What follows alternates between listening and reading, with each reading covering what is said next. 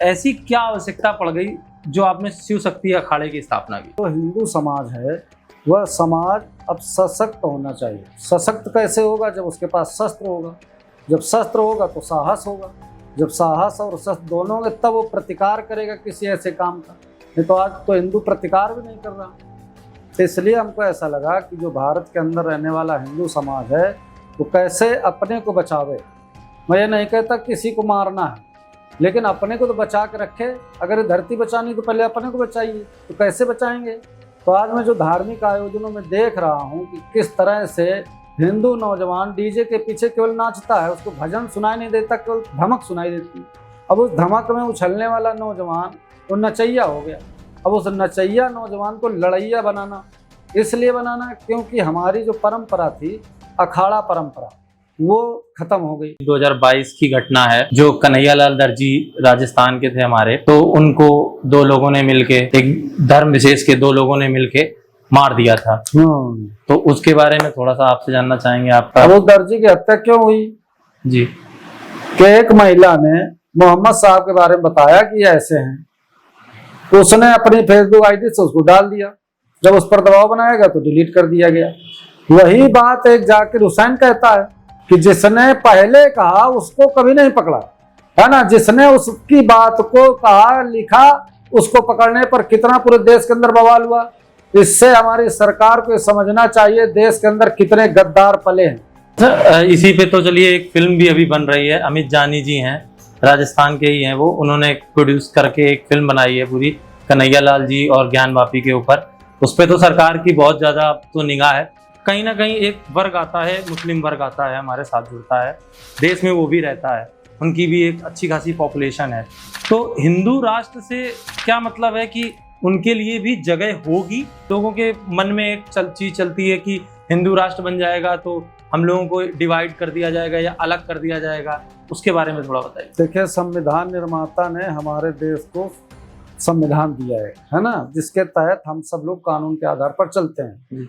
एक ये हो गया कानूनी, फिर एक होता है नैतिक। तो राम के या हिंदू के राष्ट्र में नैतिकता बहुत होती थी, है ना। जो आदमी केयरफुल होता था, है ना, बोले ये बहुत समाज के सेवादार हैं, ये समाज के ठेकेदार हैं, ये सबका पेट पालने वाले हैं, ये सभी धर्मों की इज्जत करने वाले हैं।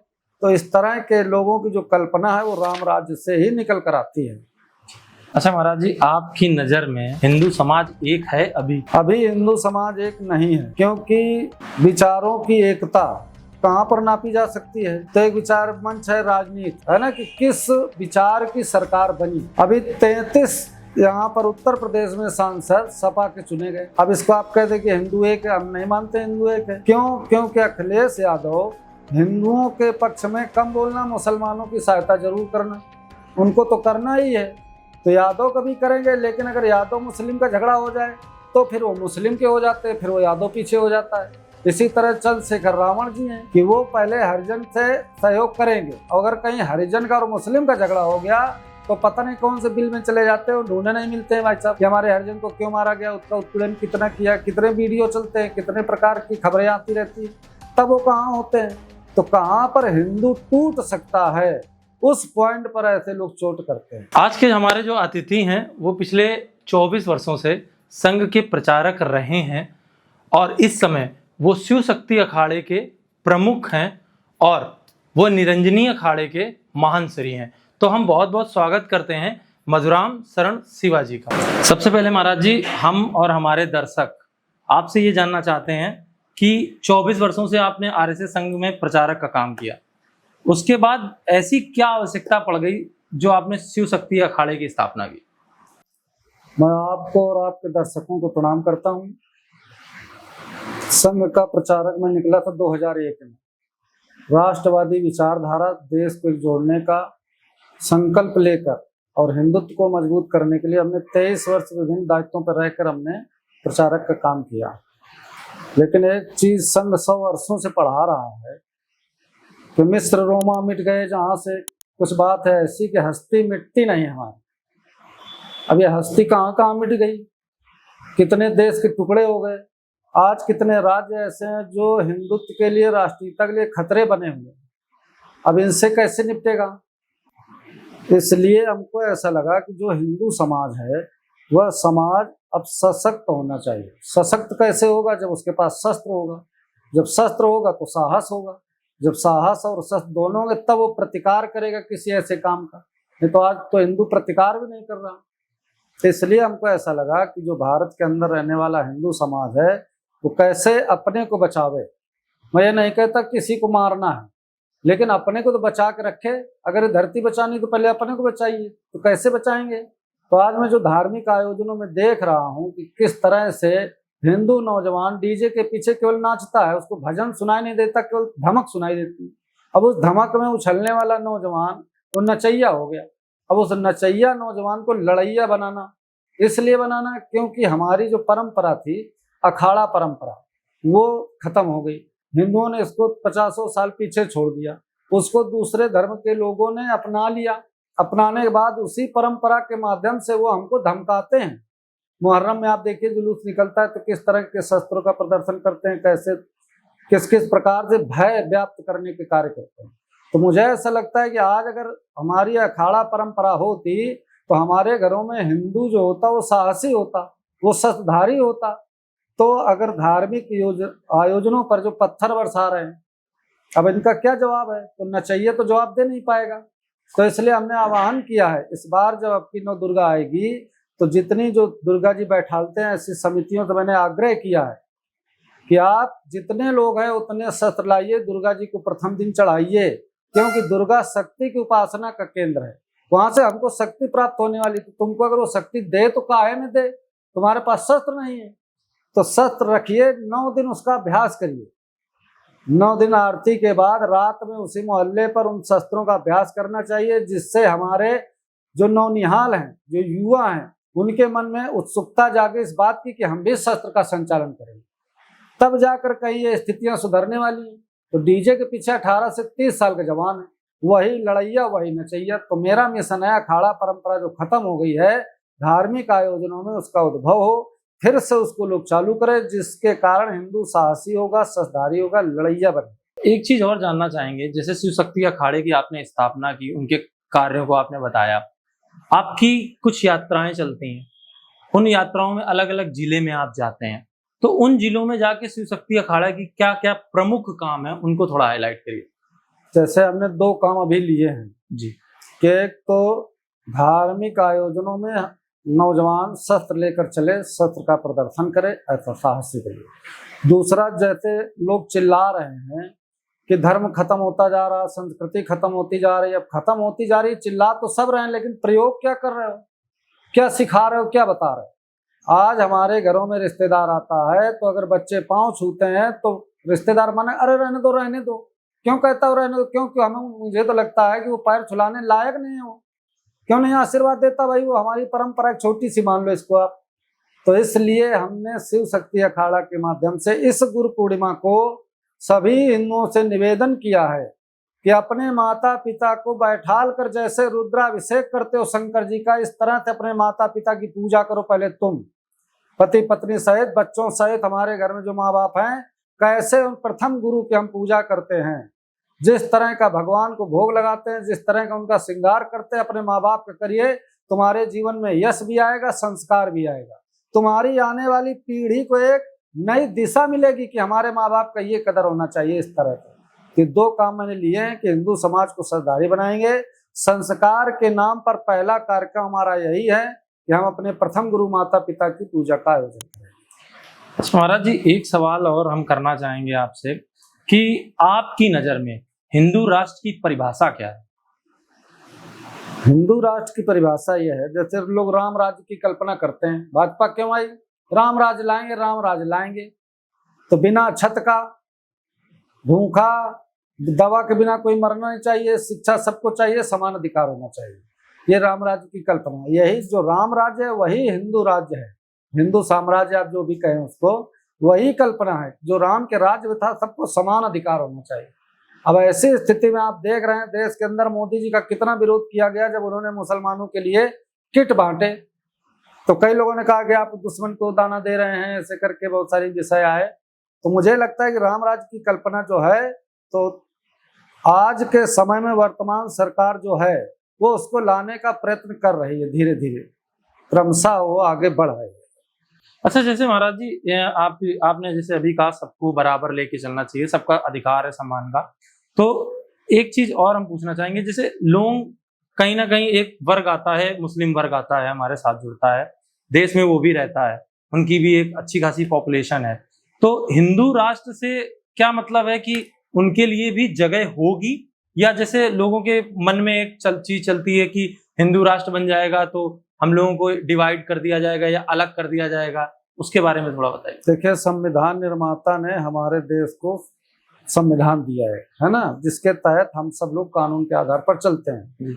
एक ये हो गया कानूनी, फिर एक होता है नैतिक। तो राम के या हिंदू के राष्ट्र में नैतिकता बहुत होती थी, है ना। जो आदमी केयरफुल होता था, है ना, बोले ये बहुत समाज के सेवादार हैं, ये समाज के ठेकेदार हैं, ये सबका पेट पालने वाले हैं, ये सभी धर्मों की इज्जत करने वाले हैं। तो इस तरह के लोगों की जो कल्पना है वो राम राज्य से ही निकल कर आती है।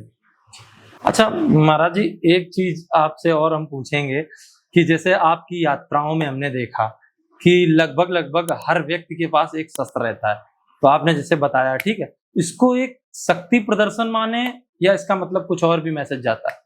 ये शक्ति प्रदर्शन नहीं है, यह प्रदर्शन इस बात का है कि जिस तरह से हमारे पूर्वजों ने अपने धार्मिक अनुष्ठानों को, धार्मिक आयोजनों को सुरक्षित रखने के लिए एक ऐसी विंग बनाकर रखते थे।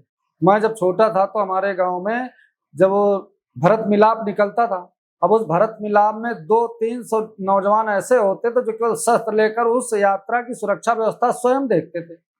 तो इसलिए उस परंपरा का मैं प्रदर्शन करता हूँ। ये शक्ति प्रदर्शन नहीं है, ये पूर्वाभ्यास है कि आगे आने वाले समय में ऐसा हिंदू करे, ऐसे नौजवानों के मन में रुचि बढ़े, उनके अंदर प्रतियोगिता जागे कि मैं तलवार चला सकता हूँ, मैं भाला चला सकता हूँ, मैं बल्लम चला सकता हूँ। ऐसे करके वो एक अभ्यास है समाज को दिखाने का।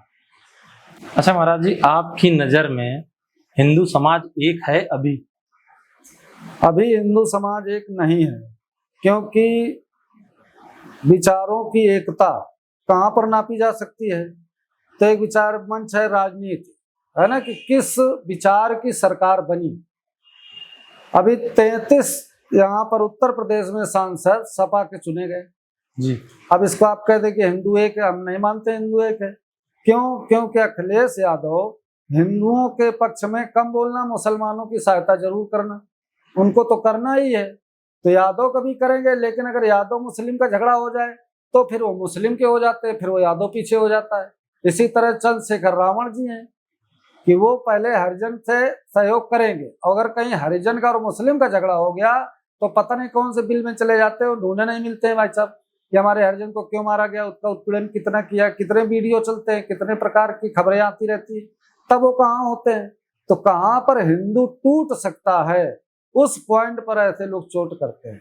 तो हिंदुत्व को अलग करने के लिए विभिन्न प्रकार के और भी उपक्रम चलते हैं, जैसे ईसाईयत चलता है। अब वो क्या करता है, साइलेंट मुद्रा में हमारे समाज को मन से ले रहा है, माने शिक्षा के माध्यम से। हमारे मैंने देखा नगरों में कि जो ईसाई स्कूल खुले हैं, उन स्कूलों में किनके बच्चे पढ़ते हैं?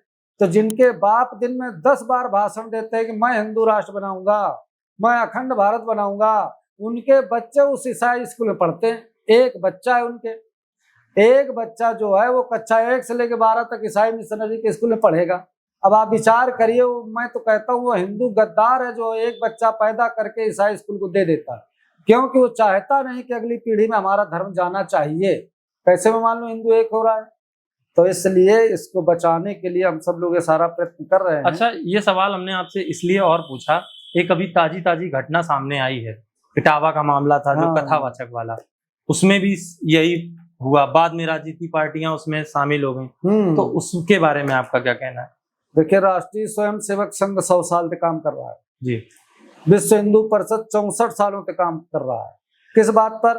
कि हिंदू समरस हो जाए, हिंदू समरस हो जाए, हिंदू समरस हो जाए, ऐसा वो कर रहा 100 साल से। जो ये कृत्य हुआ, अब इनके दोनों पक्ष को विभिन्न प्रकार से लोगों ने व्याख्या दिया है, तो मेरा विषय केवल इतना है कि उसका चोटी नहीं काटना चाहिए। उसने अपराध किया था तो उसको कानून को सौंपना चाहिए। वह इन्होंने हम धोखा दिया, जालसाजी किया, इसलिए आप इनको वहां पर ले जाइए। फिर जो पढ़ा लिखा समाज, जो अपने को समाज का जिम्मेदार समझता है, अगर वह इन कांडों में कूदता है एक जाति को लेकर, तो मुझे लगता है उससे बड़ा मूर्ख कोई हो नहीं सकता। कि भाई दोनों परिवार हिंदू हैं, अब उन हिंदुओं को कैसे निपटारा किया जाए। तो मेरा कहना है कि जिस हिंदू ने, अगर हिंदू हिंदू का झगड़ा होता है तो जिस हिंदू ने अपराध किया उसके अंदर अपराध भाव पैदा करना चाहिए, और जिसके ऊपर अपराध हुआ उसके अंदर क्षमा भाव पैदा करना चाहिए कि नहीं चलो क्षमा करो भाई अपना। अब उसमें घी डाल रहे हैं, अरे ले हमारी जात को, अरे ले हमारी जात को, तो मुझे तो नहीं लगता ऐसे हिंदू संगठित हो पाएगा। अच्छा महाराज जी, आपको कहीं ना कहीं ऐसा लगता है कि हिंदू की जड़ें कमजोर करने में कहीं ना कहीं एजुकेशन का भी बहुत बड़ा योगदान है? बहुत बड़ा योगदान है। अभी मैं गया था एक नगर में, कानेपुर की बात बता रहा हूँ, और वो बड़े नेता हैं राष्ट्रवादी पार्टी के, उन्होंने स्कूल खोल रखा है। अब उनके स्कूल में तुम कलावा नहीं बांध सकते हो, उनके स्कूल में तुम तिलक नहीं लगा सकते हो, उनके स्कूल में तुम जयराम जी नहीं बोल सकते हो, गुड मॉर्निंग कहना पड़ेगा। तो ये तो अपने वाले हैं। अब पराया कितना है? तो आप किसी भी महानगर में चले जाइए, सबसे अच्छी शिक्षा कहाँ मिलती है? तो ईसाई स्कूल मिलती है। किसी भी आप महानगर में चले जाइए, वहाँ के जितने स्टैंडर्ड लोग होंगे उनके बच्चे वहीं पढ़ेंगे, क्योंकि आजकल की जो नई नई मम्मियाँ हैं वो बच्चे को हिंदू नहीं बनाती हैं, वो अंग्रेज बना रही है। वो चाहती है मेरा बेटा अंग्रेज बन जाए। कैसे बन जाएगा? ऐसे बनेगा। धीरे धीरे उसका विचार उस पर पोषित किया जाता है, और वह 10-12 साल में एक केवल आदमी बचता है। ना कोई उसका रिश्तेदार होता है, ना उसका कोई धर्म होता है, ना कोई उसका राष्ट्र होता है, वो केवल एक ईसाई तैयार होता है। कई आपने खबरें देखी होंगी, बेटा ने मुखाग्नि नहीं दिया, बेटी को देना पड़ा। क्यों? क्योंकि वो ईसाई स्कूल में पढ़ता था। ऐसे कई घटनाएं हैं कि शिक्षा के कारण वो संस्कार उसका मर गया। तो शिक्षा का बहुत बड़ा महत्व है, बहुत बड़ा रोल है जीवन पर। और मुझे तो सभी हिंदुओं को मैं बार बार अपील करता हूँ कि तुम्हारे बेटे को कलेक्टर बनना होगा, उसके भाग्य में तो बन जाएगा, चाहे जहां पढ़ा है, लेकिन अपनी संस्कृति को 5,000-20,000 रुपया देकर अपनी संस्कृति को नष्ट करवा रहे हैं। जो हमारे बच्चे के मन के संस्कार हैं हिंदुत्व के, राष्ट्रीयत्व के, वो सब खत्म कर रहा लोग। अच्छा, आपको कहीं ना कहीं ये चीज नहीं लगती है कि जैसे पुस्तकें चलती थी पहले, जैसे हम भी पढ़े हैं, मान लीजिए हर एक जैसे जो युवा पढ़ता है, तो हम लोगों को कहीं ना कहीं कभी भी हमको राम के बारे में, या राम के पिता कौन थे, दशरथ, उनके बारे में कभी इतनी ज्यादा डिटेल नहीं पढ़ाई गई, लेकिन हमको मुगल काल की पूरी डिटेल पढ़ाई गई। काम हमारे वो भी नहीं आनी है, लेकिन कहीं ना कहीं एजुकेशन में आपको ऐसा नहीं लगता कि ये चीज एक पार्शलिटी की गई, या हमारे हिंदू समाज के लिए ये तथ्य छुपाने के लिए ऐसा किया गया? हमारे हिंदू समाज को कमजोर करने के लिए बहुत सालों से प्रयत्न चलते रहते हैं। उन्हीं में से एक प्रयत्न ये है क्या कि नौजवान को गुमराह कर दो, उसको अपना इतिहास है मत बताओ कि तुम कभी जीते हो, उसको बार बार ये बताओ तुम ही मारे गए, ये आया तो इन्होंने मारा, वो आया तो उन्होंने मारा, वो उधर से आया तो उन्होंने मारा, इसलिए तुमने क्या सोचा कि मैं तो मरियल हूँ, इसलिए क्या करना चाहिए? तो वो विचार है उसका मर गया, धर्म वाला, राष्ट्र वाला, समाज वाला। वो केवल एक व्यक्ति होकर धनोपार्जन करना, सुख को इकट्ठा करना और लात लगा के सोना, जो होगा देखा जाएगा। तो ये किसके कारण? इसी कारण से ये हो रहा है कि हमारी शिक्षा पद्धति जो है वो हमको स्वाभिमानी नहीं बना रही है, वो हमको एक व्यापारी बनाने का प्रयास कर रही है, वो हमारे धर्म को मारकर अर्थ जगा रही है, वो हमारे त्याग को मारकर हमको सुविधा भोगी बना रही है। तो इस कारण ये परंपराएं हमारी नष्ट होती जा रही हैं। अच्छा महाराज जी, एक सवाल और हम आपसे करना चाहते हैं कि आपकी नजर में धर्म बड़ा है या राष्ट्र? हमारी नजर में धर्म बड़ा है। जब धर्म होगा तभी तो राष्ट्र बचेगा, और हिंदू नहीं होगा तो क्या को भारत माता की जय कोई बोलेगा? इंडिया के लिए लड़ने वाले कितने लोग दिख रहे हैं आपको? तो पहले धर्म है तब राष्ट्र है, और नहीं तो कितने दिनों से हमको यही पढ़ाया जा रहा। प्रथम फर्स्ट नेशन करते करते करते करते कितने राज्य कमजोर हो गए हमारे। महाराज जी, एक चीज चलिए हम आपसे और जानना चाहते हैं यहाँ पे कि ये जातिवाद खत्म कैसे किया जाए। अगर आपसे एक थोड़ा सा उसमें पूछा जाए कि ये जातिवाद अगर खत्म किया जाना चाहिए तो कैसे खत्म किया जाएगा? जातिवाद खत्म करने के लिए देखिए, जैसे पहले मानता थी कि वेद केवल ब्राह्मण पढ़ेगा, ठीक है, पूजा पाठ कौन करेगा? ब्राह्मण करेगा। राष्ट्रीय स्वयंसेवक संघ ने, विश्व हिंदू परिषद ने वेद विद्यालय ऐसे खोले, वहां पर सभी जातियों को वेद पढ़ने का अधिकार दिया गया। और मैं कई विद्यालयों में होके आया जहाँ पर वहाँ सभी प्रकार के बच्चे पढ़ते हैं, सभी जाति के बच्चे पढ़ते हैं। तो अब जातिवाद अगर दूर करना है तो जो जातीय नेता हैं इनको ये बात विचार करनी पड़ेगी कि एक जाति दूसरे जाति का सम्मान करे, फिर सहयोग करे, प्रेम करे, तब ये हिंदू संगठित हो पाएगा। और नहीं तो ये विचारधाराएं, जाति विचारधाराएं कितनी गति पकड़ रही, मुझे तो लग रहा है इस समय कि किस तरह से जो हिंदू नौजवान है वो अपने को हिंदू कहना नहीं पसंद करेगा, वो अपनी जाति पर अहंकार करता है। तो मैं कहता हूं आप जिस जाति के हैं खूब पढ़िए, पढ़ाइए और बढ़ाइए, लेकिन एक जाति के प्रति आप द्वेष मत घोलिए। ये हिंदुत्व को कमजोर करने की कड़ी है जहां पर द्वेष फैलाया जा रहा है। आप देखिए विभिन्न प्रकार के छात्रावासों में किस तरह से जाति स्वाभिमान जगाकर हिंदुत्व स्वाभिमान मारने का काम लोग कर रहे हैं। जी, आपका एक वीडियो बहुत वायरल हो रहा था, वो हमने भी देखा और शायद जनता तक भी पहुंचा है, बहुत लोगों तक पहुंचा है। आप उसमें बात कर रहे थे 10%, कई राज्य ऐसे हैं जिसमें 10% या 5% से कम हिंदू है, ये हिंदू गायब हो रहा है। तो आपकी नजर में आप इसका प्रमुख कारण किसको मानते हैं? इसका प्रमुख कारण पहला है कि हिंदू का एक ना होना। दूसरा कारण है विधर्मियों को बिना इंक्वायरी के अंदर करना, है ना। घुसपैठिया जो है ये क्या कर रहा है, ये कहीं या तो आतंक कर रहा है, अगर नहीं कुछ कर पा रहा तो आतंक कर रहा है, नहीं कुछ कर पा रहा तो व्यापार फैला रहा, अपने मार्केट में बढ़ा रहा है। फिर समाज के अंदर ऐसे लोग तो एक दूसरे को कैसे नीचा दिखाया जाए, एक दूसरे को कैसे अपमानित किया जाए, ऐसे लोगों के कारण ईसाइयत घुसी हमारे देश में, है ना। उन राज्यों में आप जाइए वहां पर तुमको ईसाई मिलेगा, नाम हिंदू होगा लेकिन ईसाई होगा। क्यों हो गया वो? क्योंकि उसने अपने धर्म को कभी जाना ही नहीं।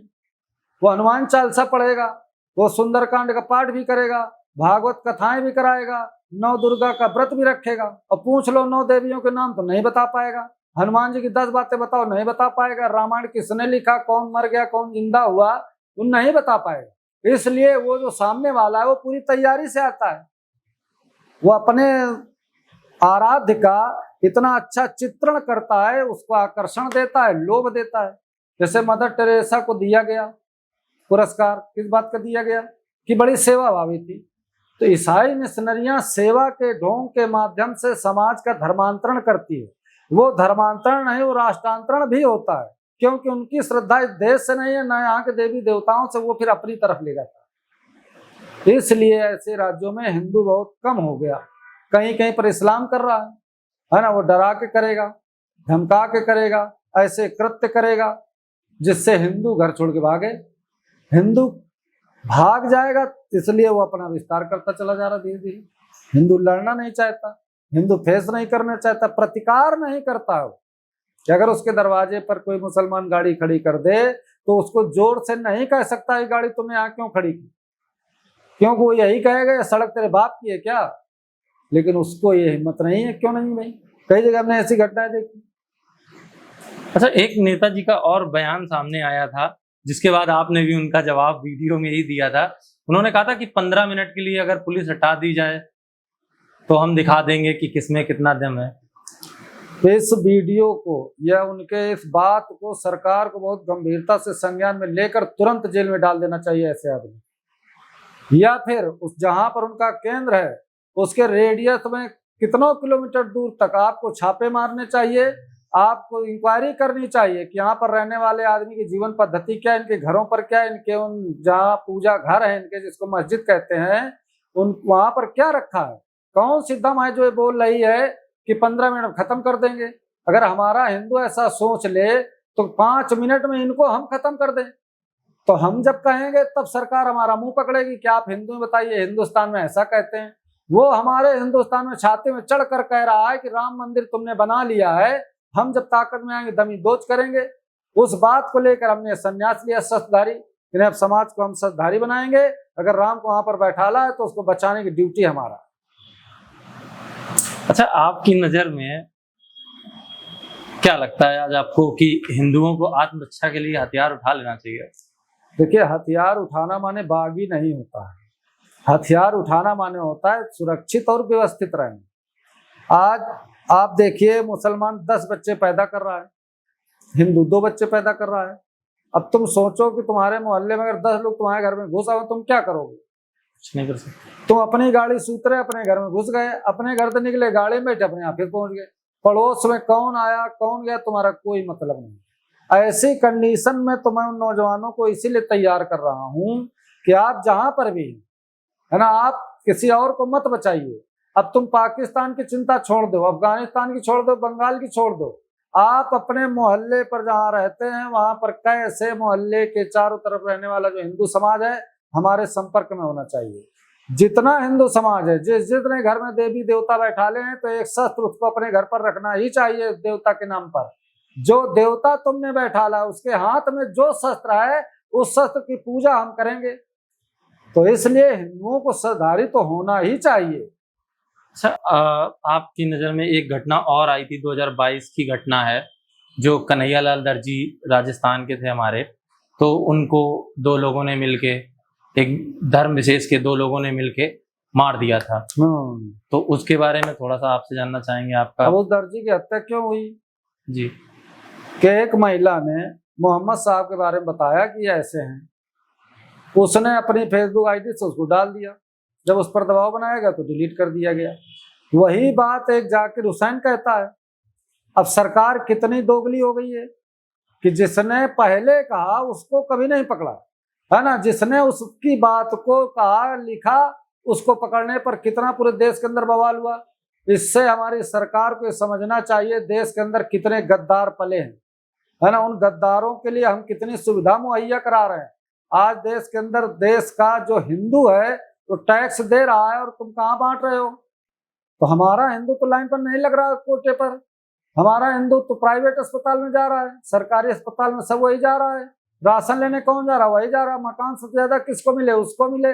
सिलेंडर किसको मिले? उसको मिले। शौचालय किसको मिले? सबसे ज्यादा आप देखना रेशियो हर नगर पालिका नगर निगम में या प्रधानी के अंडर में जहां जहां ऐसे लोग बैठे हैं वो सब उन्हीं को दे रहे हैं। अच्छा, इसी पे तो चलिए एक फिल्म भी अभी बन रही है, अमित जानी जी हैं, राजस्थान के ही हैं वो, उन्होंने प्रोड्यूस करके एक फिल्म बनाई है पूरी कन्हैयालाल जी और ज्ञान वापी के ऊपर। उस पर तो सरकार की बहुत ज्यादा तो निगाह है। अच्छा, हम वापस आपको कानपुर में लाते हैं। कानपुर की एक अभी रिसेंट घटना हुई है, जो जगन्नाथ यात्रा निकाली जाती थी हर वर्ष कानपुर में, उसको इस बार रोका गया, प्रशासन की तरफ से रोका गया। उस पे आपके थोड़े विचार जानना। प्रशासन ने यात्रा नहीं रोकी थी, प्रशासन ने अपना मापदंड पूरा करने को कहा जी कि आप इस पे इतना बाजा बजाएंगे, इसका इतना गति रहेगा, क्योंकि शहर एरिया है। डीजे का एक कानून उन्होंने तय किया कि भाई महानगर में कोई यात्रा निकले तो ध्वनि इतनी होनी चाहिए। अब उसको लेकर महाराज जी से जो भी विषय आया है ना, पनकी वाले महंत जी से, अब क्या हुआ, साउंड के पीछे झगड़ा होता है। अब वो झगड़ा साउंड का खत्म हो जाता है, महाराज जी का पुलिस का शुरू हो जाता है, क्योंकि किसी पुलिस वाले ने अभद्रता किया। अब उस अभद्रता को लेकर भाई हमारे संत हैं, है ना, उनका अपमान हमारा अपमान है, इसलिए हिंदू समाज वहां पर एकजुट हुआ। बात पर वहां कई स्थानीय नेता भी आए, जनप्रतिनिधि पहुंचकर उन लोगों ने धीरे धीरे उसको निपटाया। तो मुझे ऐसा लगता है कि ऐसे अवसरों पर कानून के साथ मिलकर चलना चाहिए। महाराज जी, एक सवाल और हम आपसे करना चाहते हैं, जैसे लव जिहाद के बारे में थोड़ा आपसे जानकारी चाहिए कि किस तरह से हम अपनी बहन बेटियों को उसके बारे में थोड़ा शिक्षा दे सकें, उनको जागृत कर सकें। ये हिंदू जो मैं देख रहा हूँ आज, वो अपने को सुविधाएं इकट्ठी करने में जीवन लगा रहा है। एक आ गई सुविधा, दूसरी चाहिए, तीसरी चाहिए। परिवार के साथ बैठकर ना वो खाता है, ना बात करता है, ना पूजा पाठ करता है। घर में 5 लोग हैं, 5 की अपना अपना सिस्टम है, वो एक दूसरे से बात केवल उतना ही करते हैं जब लेने देने की जरूरत होती है, तभी वो बात करते हैं। बेटे को अगर फीस चाहिए तो बाप से कहेगा, है ना, बाप को अगर उससे कुछ चाहिए तो कहेगा। बाकी विचार विनिमय जो होता था, परिवार के साथ बैठकर लोग कितने प्रकार के अंताक्षरी खेला करते थे, है ना, टीवी में रामायण देखा करते थे। आज वो सब सिस्टम हो गया है खत्म। इसलिए परिवार में हर व्यक्ति अकेला है। सड़क चलते कोई आदमी हमको कह दे आई लव यू, तो दिन भर तुमको खटका रहेगी कि इसने आई लव यू क्यों कहा। फिर हम उस पर चिंतन करना शुरू करते हैं, फिर हम उससे मिलना शुरू करते हैं, फिर उसके साथ हमारी इतनी घनिष्ठता हो जाती है, मुझे लगता है इस आदमी को मैंने कमाया है। मेरे पिताजी के मना करने के बावजूद भी मैं अपने दोस्तों के साथ घूमता हूँ, इसलिए मुझे लगता है मेरा कमाया हुआ है। इसी तरह से आज हिंदू परिवार की जो बेटियां हैं वो अब मुझे तो लगता है वो अकेले रहने वाली होंगी। कोई भी उनको आता है, स्नेह प्रेम देता है और धोखे से उनको छल कर ले जाता है।